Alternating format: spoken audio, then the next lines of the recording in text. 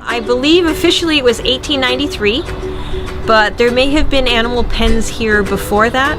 I've pretty well always wanted to work with animals. My father was a nature lover, so he's kind of put that into me, and we used to go on hikes and all that kind of stuff, and I just loved it. So I didn't know at first I was going to be a zookeeper, but I knew I was going to work with animals. So I went to University of Guelph. I took zoology. I start at 6:30 in the morning and I finish at 2:30.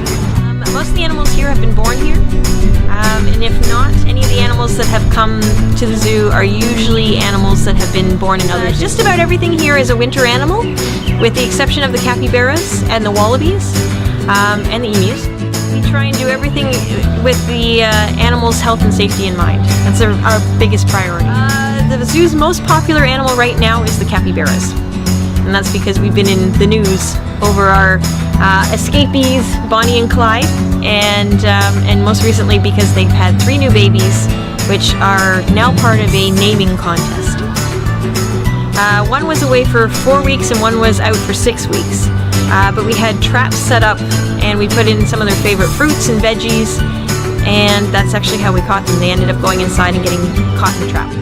All of our fences have been raised, so they're all about 8 to 9 feet, so that we don't have any coyotes, which are one of the big problems here, going over the fence. Plus we also have something called coyote rollers, which is actually like a little bar that spins on the top of the fence line, so that if the coyote tries to get over the fence, he can't actually get a grip and it rolls him back.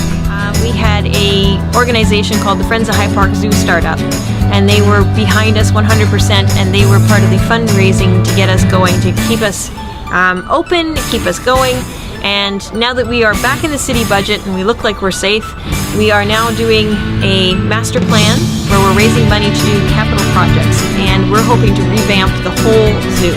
Everything from roadways to enclosures to buildings, and it's supposed to be about a 10-year plan. It may stretch a little longer depending on funding. People who are on this side of the city who can't get to the other zoo. Now the other zoo is fabulous. It's big, beautiful, but it's not easily accessible, especially if you don't have a car. So that's the good thing about our zoo. It's a little zoo on this side of the city. It's right off of the TTC. We got streetcars, subway, and it's free.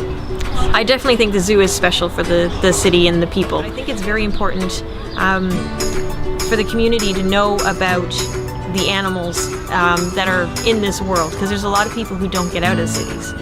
And I think it's important for them to know what's out there and what, we might be losing to habitat loss and that kind of thing, and they need a little more education on animals. It's a great way for people to come and learn about animals. It's a great little piece of heaven in the middle of the park, so I think it's very special.